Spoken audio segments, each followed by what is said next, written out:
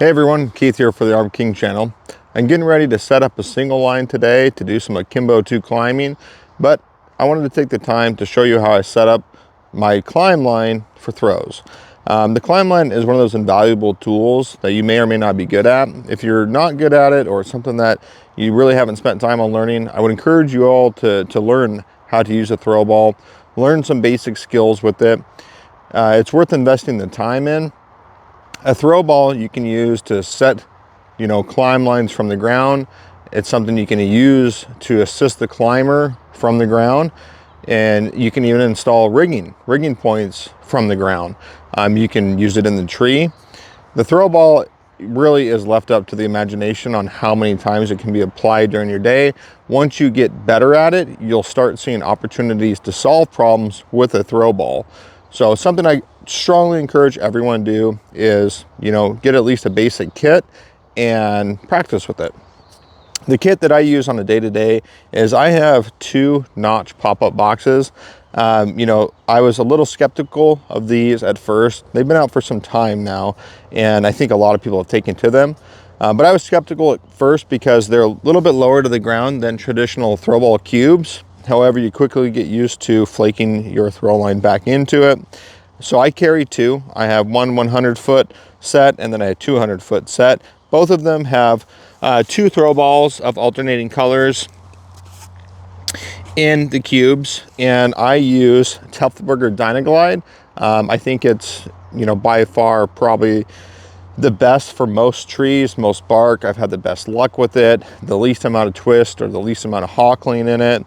And it's also really unique throw line because it is a hollow braid construction and it can be spliced. So I have small eyes spliced in my Dynaglide. So that way I can quickly girth hitch or ungirth hitch my throw line from the throw ball without tying any knots. So that was a bull hitch I had on there. Now it's just a girth hitch, and now I'm removing it. So versus, a bowl in or trying to do like a slippery clove hitch, for example. A slippery clove hitch is great if you don't have a splice die, and it's essentially your clove hitch here. But when you finish that clove hitch, you're finishing it with a bite of rope.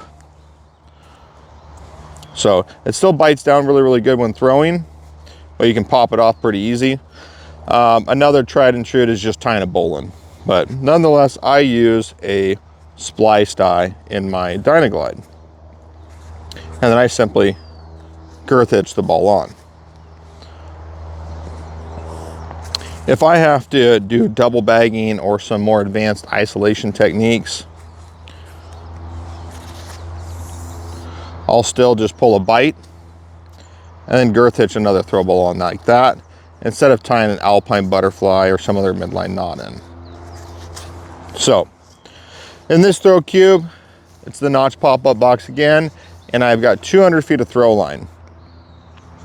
There's 2 ways I like to throw and 2 ways I like to teach people to throw. Once your bag's installed in your preferred method,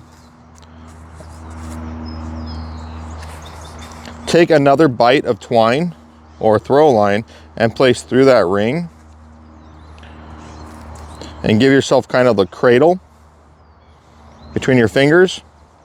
I'm right-handed, so I'm going to place this in my right hand. The ball and bite is in my right hand, and the throw line, the fall, if you will, of the throw line is in front of the girth hitch on the ring. If I have it behind the girth hitch, there's a chance when I release it that the throw line can run into that girth hitch and pull my shot a little bit to the left or right. So I like to have it in front, and I like to have my throw cube with my throw line out in front of me and on my left. If I want to throw one-handed, I'll just cradle the bite, and then I'll take another bite and put it over my middle finger. So using these 2 fingers, this is my one-handed shot.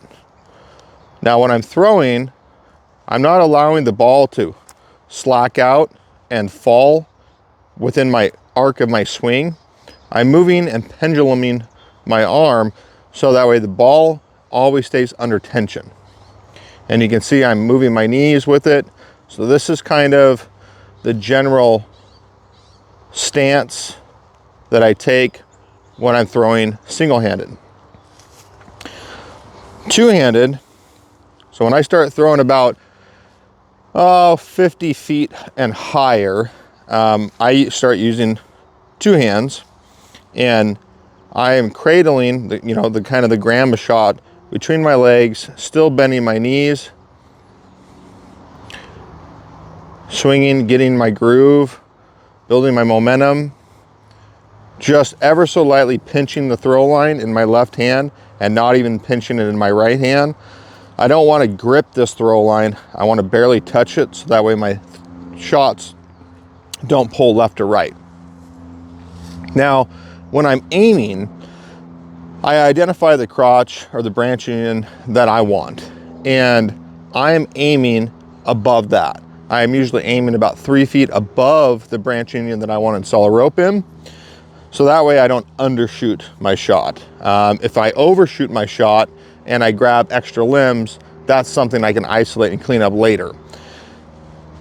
So basics of setting up your throw line and throwing. So I have my branch union picked out. It's about 55, 60 feet up there.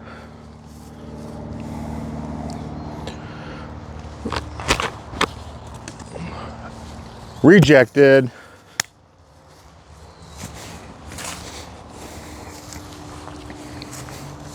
Now I missed my shot, so what I'm going to do is I'm going to flake or backpile my throw line back into its cube, so that way I don't pick up any sticks or grass, and my next shot will be clean.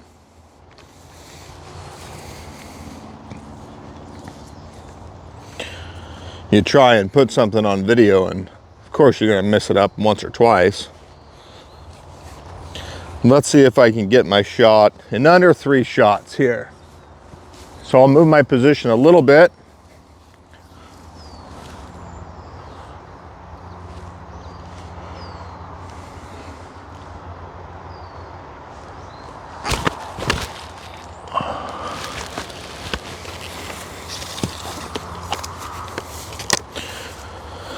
All right, so I've hit the limb or the branch union that I was going for.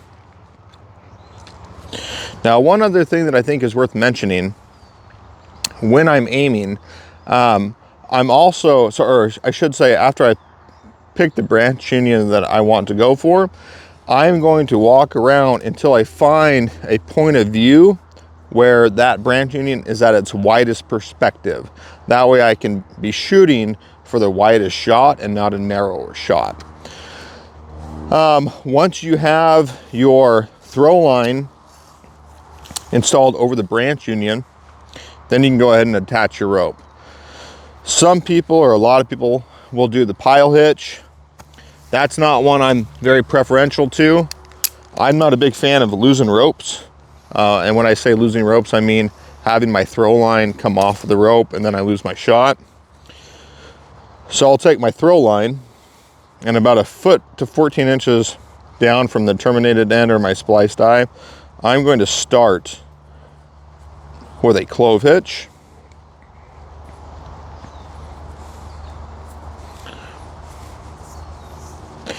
And then I'm going to do half hitches on my climb line.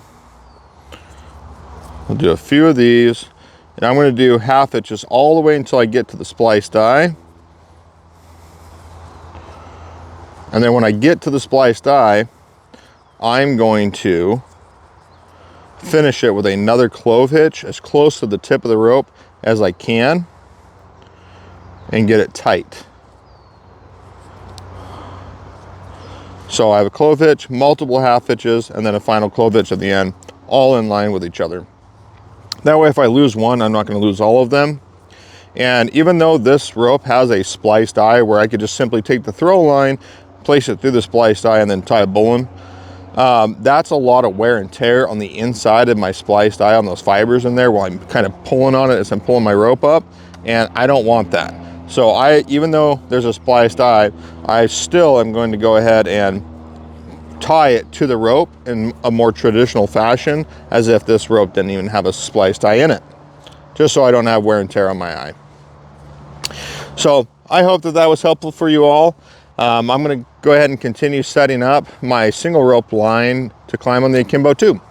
So anyways, thank you for watching, and if you found this helpful, please like and subscribe. Appreciate it.